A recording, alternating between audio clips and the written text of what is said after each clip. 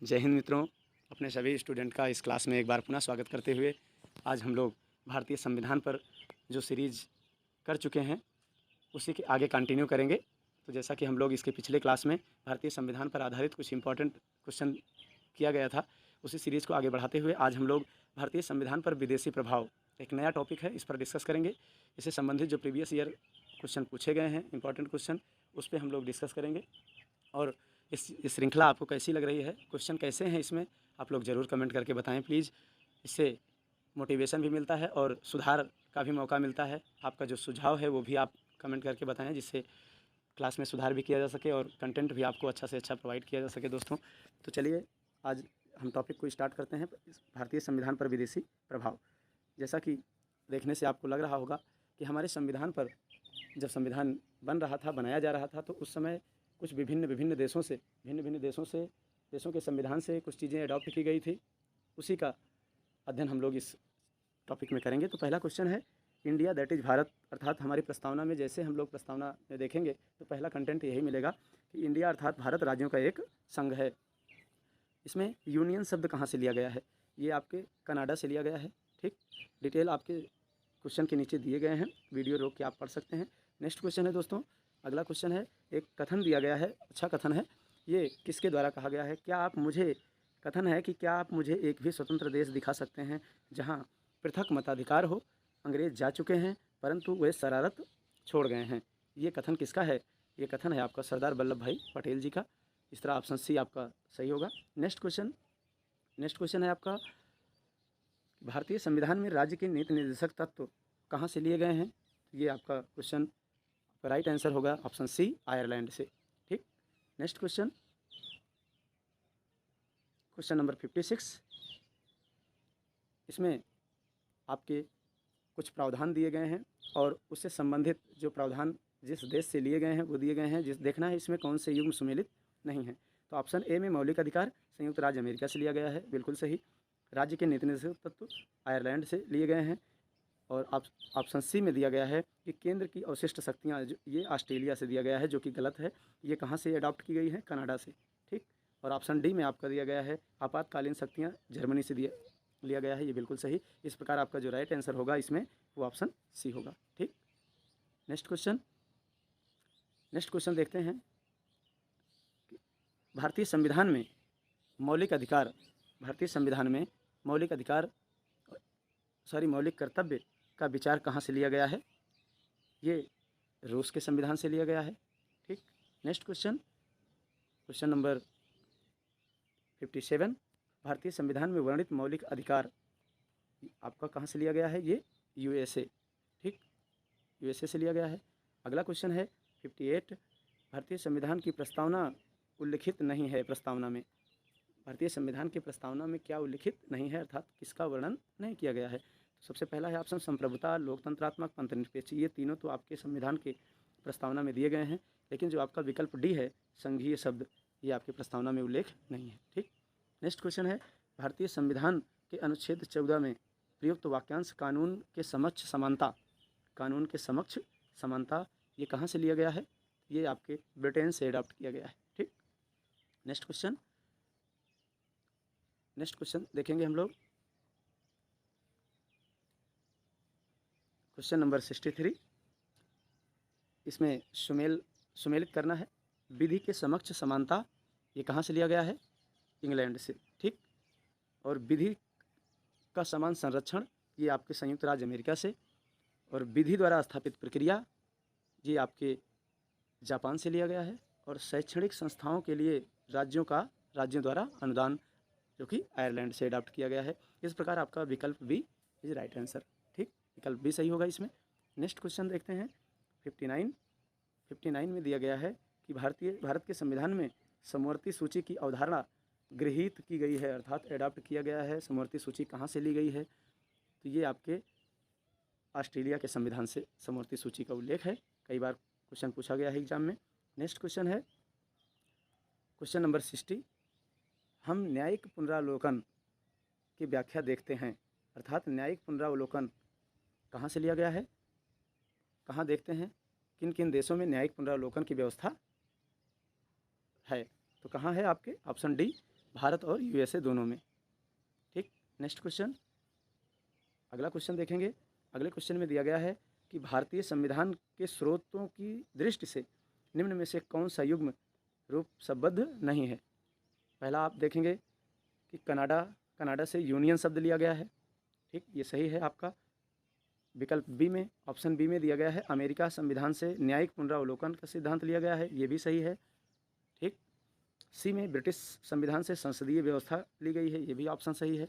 Option D आपके Australia के संविधान से संविधान में संशोधन की प्रक्रिया, ये आपका गलत है। संविधान संशोधन की प्रक्रिया साउथ अफ्रीका से है, दक्षिण अफ्रीका से लिया गया है, ये आपका इस तरह विकल्प डी आपका गलत होगा, इस क्वेश्चन का राइट आंसर होगा। ठीक है, नेक्स्ट क्वेश्चन आपका, भारतीय संविधान में की आधारभूत संरचना के सिद्धांत का तात्पर्य क्या है।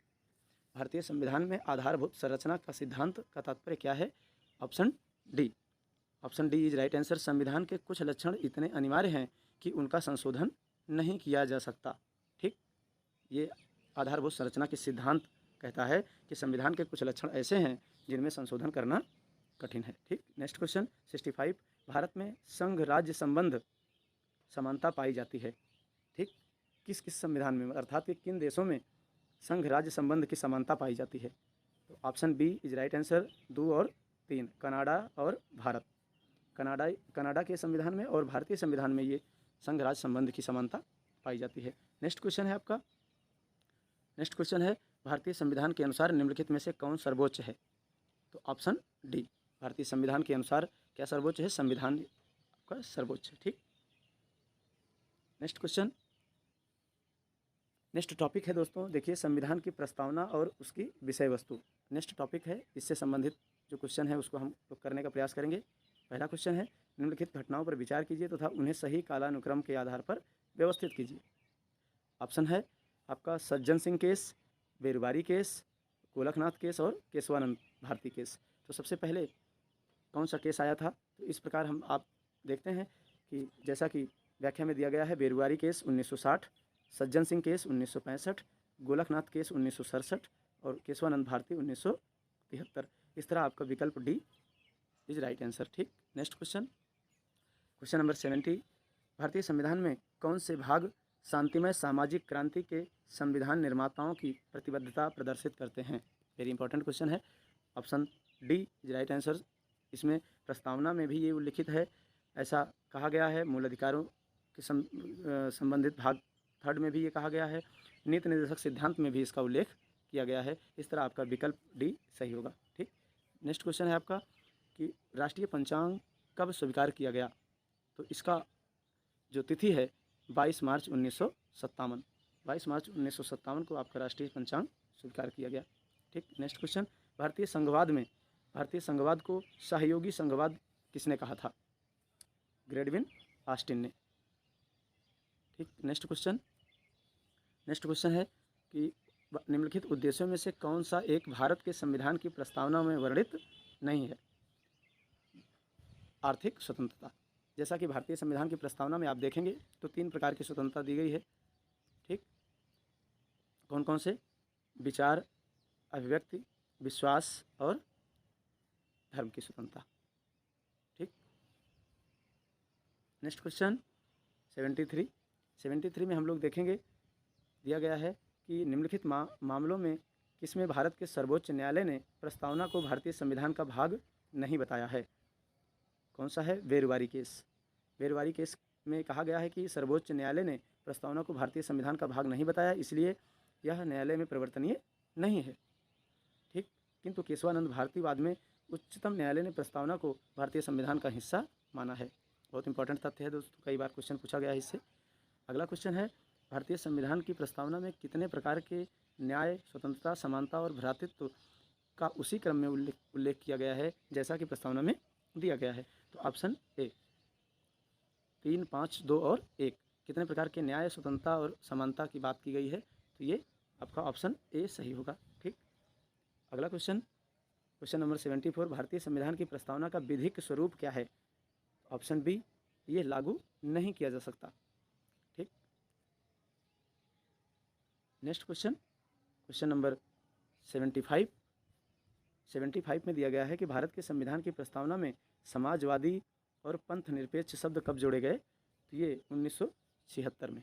ठीक, जैसा कि डिटेल में बताया गया है कि 42वें संविधान संशोधन अधिनियम 1976 के द्वारा भारतीय प्रस्तावना में कौन से शब्द जोड़े गए? समाजवादी, पंथ निरपेक्ष और अखंडता। ये 3 शब्द भारतीय संविधान की प्रस्तावना में जोड़े गए। अगला क्वेश्चन है, भारत की संप्रभुता के संबंध में निम्नलिखित में से कौन सा कथन सही है? पहला कथन दिया गया है कि भारत राष्ट्रमंडल का सदस्य है, और दूसरा है राष्ट्रमंडल की सदस्यता के कारण भारत की संप्रभुता कम हो जाती है, जो कि बिल्कुल गलत है। इस तरह आपका विकल्प ए सही होगा। कथन आपका सही है पहला। ठीक, जैसा कि दिया गया है भारत राष्ट्रमंडल का सदस्य है। ठीक, नेक्स्ट क्वेश्चन है, भारत के संविधान में संबंधित निम्नलिखित कथनों पर विचार कीजिए। पहला है आपका संपूर्ण शक्ति का मूल स्रोत जनता है, बिल्कुल सही है। भारतीय संघ राज्यों की कृति है, ये बिल्कुल गलत है।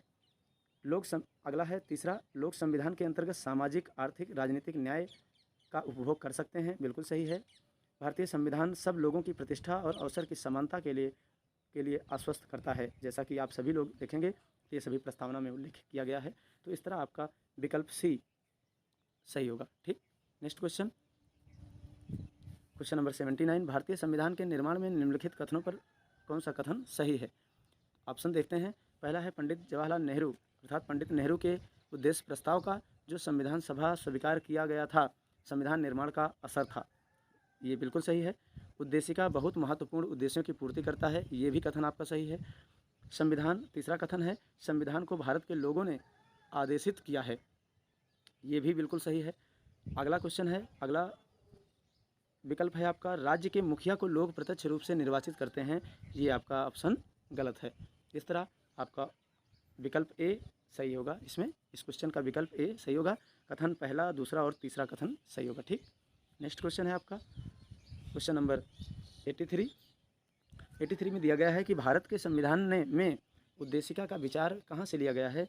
ये यूएसए से लिया गया है। ठीक, अगला क्वेश्चन, भारत के संविधान में कौन सा भाग संविधान की आत्मा कहा गया है?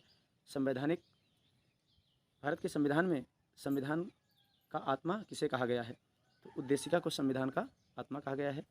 नेक्स्ट क्वेश्चन, 26 जनवरी 1950 को भारतीय गणतंत्र की सही संवैधानिक स्थिति क्या है? तो संपूर्ण प्रभुत्व संपन्न लोकतंत्रात्मक गणराज्य की बात कही गई थी। कब? 26 जनवरी 1950 को। ठीक, बाद में इसमें संशोधन हुआ। नेक्स्ट क्वेश्चन है 84, भारतीय संविधान का कौन सा भाग संविधान की आत्मा कहलाता है?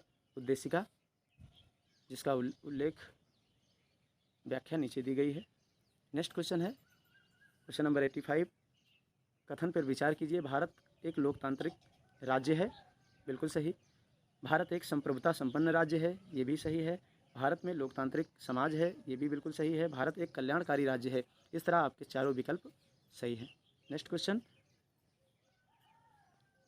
भारत के संविधान की उद्देशिका में निम्नलिखित शब्दावली जिस अनुक्रम में दी गई है वह है?